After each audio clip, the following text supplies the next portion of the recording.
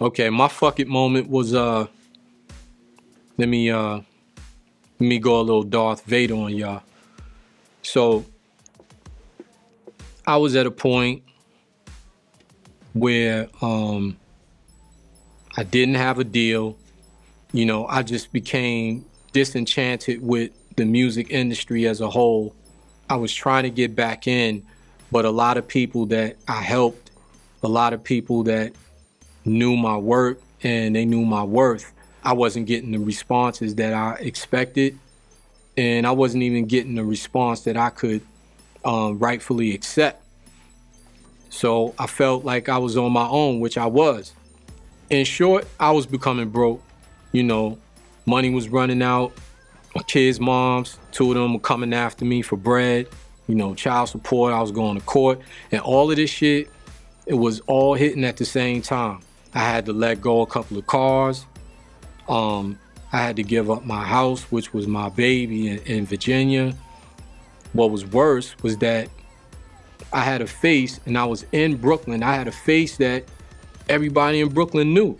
So everywhere I went and every way I'm seen, it's like, yeah, I saw Jazz, I saw Jazz, you know, so all I can imagine is every day, if I need to get something done, I gotta get on the train.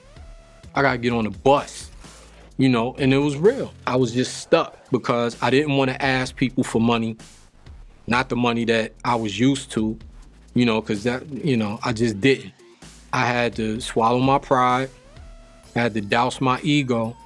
I had to hit the train. I had to hit the bus at times. I had to travel. I had to be places, do odd jobs off the books. I don't care, you know, because I'm a man first. But I was at that point. And then one day I was like, yo, I'm Jaz-O, man. Fuck all this. I'm gonna make some calls. Like, yo, I got this. Give me money for that. So I'm not taking a handout, and it turned everything around. And the reason why it turned around, not so much because I made a call, it's because I made a decision in my mind and just go, yo, fuck that. Who are you? Are you that nigga that everybody talked about, this legend and all that other shit? Or are you somebody who once you are depleted of a couple of things, you just gonna fall down and lay dead? It's important to have the right mindset, and it's most important to have the right mindset. And I would like to say this, that when everything is popping for you and the money is coming in and everybody's loving you, it's easy. It's easy. But when you trip and something causes you, and I'm not saying physically, when something causes you to mentally stumble and your response to it isn't in a way where, okay, that shit happened, let me get back on track with where I was.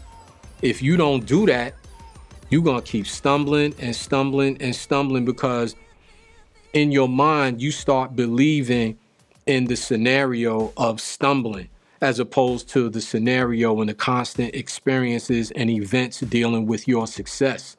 So that's what happened to me. And the shit can happen to anybody. And half the people who will listen to this or are listening to this, you know, it's happened to them too. Or it's happening right now. And hopefully they can change it around. It has a lot to do with changing your mindset. And some of the people who are listening to this right now are experiencing the same thing. The key is to change your mind and to make whatever and however you see yourself, that you choose to be and where you choose to be in whatever status, make yourself that in your mind at the present moment. This happened to me, I could say around 2005, 2006. Like, it wasn't shit popping for the kid. You know, I keep it a buck. I don't care, because I know I'm great and people know I'm great, but it doesn't mean that you can't trip, doesn't mean you can't fall, doesn't mean that you oftentimes portray aspects that make you seem as if you're not as great as you truly think you are.